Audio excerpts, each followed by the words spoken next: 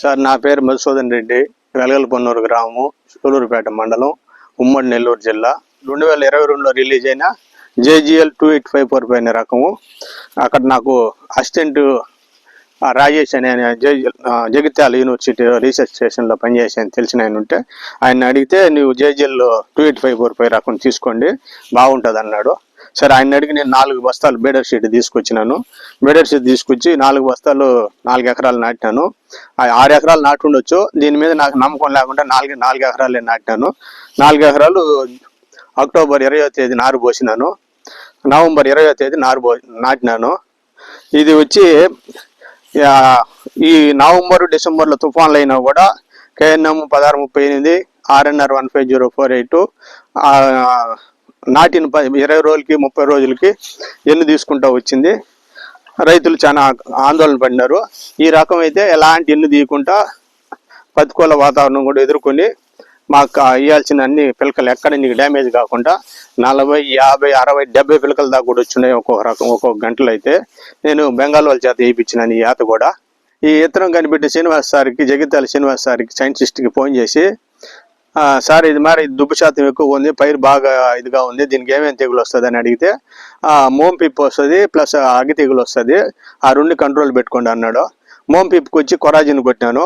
Sir చెప్పినందువల్ల అగ్గి తెగులు అయితే నాకైతే రాలేదు, కానీ అడ్వాన్స్గా డవ్ కంపెనీ వాళ్ళది భీమ్ ప్యాకెట్ 100 గ్రాముల ప్యాకెట్ ఒకటి తీసుకొచ్చి కొట్టినాను.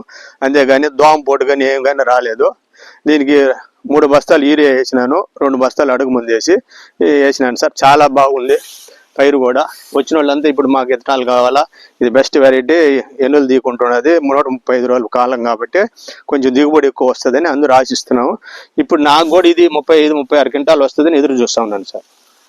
ఈరోజు మన అభ్యుదయ రైతు మరి సిరసనంబేటి మధుసూదన్ రెడ్డి గారు ఆయన సాగు చేసే నూతన వరి రకాలు మామూలుగా సాగు చేస్తుంటారు ఆయన కొత్త పద్ధతిలో. అదేవిధంగా ఈసారి కూడా ఆయన ఈ యొక్క 2024-25 సంవత్సరం రబీ సీజన్కి సంబంధించి ఆయన జగిత్యాల మరి రీసెర్చ్ స్టేషన్ నుంచి వరి పరిశోధన స్థానం నుంచి కూడా ఈ విత్తనాలు ఏదైతే JGL 28545 అనే రకాన్ని ఆయన అక్కడి నుంచి తీసుకొని రావడం జరిగింది.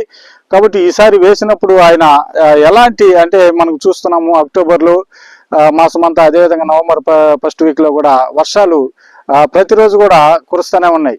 అందువల్ల మబ్బులతో కూడిన వాతావరణము, అదేవిధంగా మరి కాంతి లేని రోజులు ఉన్నాయి. దానివల్ల ఎక్కడైతే మనకు KNM 1638, అదేవిధంగా RNR 15048 అనే రకాలు నాటినప్పటికీ, అదేవిధంగా ఒక్కొక్కసారి ఈ BPT రకాలు కూడా కొన్ని ప్రాంతాల్లో మరి అక్టోబర్లో నారు పోసి నవంబర్లో నాటినా కానీ, లేకపోతే అక్టోబర్లో పోసిన నారు నవంబర్లో నాటినప్పటికి కూడా వెన్నులు కూడా అటువంటి రకాల్లో కూడా వస్తూ ఉంది. అయితే ఇతను చెప్పినట్లు ఇంతకుముందు చెప్పడం జరిగింది, నిర్భయంగా ఇలాంటి వాతావరణ పరిస్థితులు నేను ఎక్కడ కూడా భయపడలేదు. ఎందుకంటే అలాంటి లక్షణాలే అంటే నాటిన తర్వాత జనరల్గా ఇప్పుడు KNM కానీ 1638 కానీ RNR 15048 కానీ నాటిన తర్వాత ఒక 30 నుంచి లేకపోతే 20 నుంచి 60 రోజుల లోపల వెన్నులు అనేది రావడం కనిపిస్తూ ఉన్నది. కానీ ఇప్పుడు ఈయన చెప్పిన ఈ యొక్క పంటలో మనకు ఎక్కడ కూడా ఆయనకి ఈ ఎన్నులు అనేది రాలేదు. సాధారణంగా ఏదైతే సిఫార్సు చేశారో ఎరువులు అదే ఆయన వాడారు, తెగుళ్ళు పురుగు మందులు కూడా అవే వాడారు. కాబట్టి ఇప్పుడు మనం చూస్తుంటే పిలకలు కూడా ఇక్కడ ఆయన లెక్కబెట్టి చూపించడం జరిగింది. దాదాపు 40 నుంచి 60 పైన పిలకలు కూడా ఆయన ఉన్నాయని చెప్తున్నారు.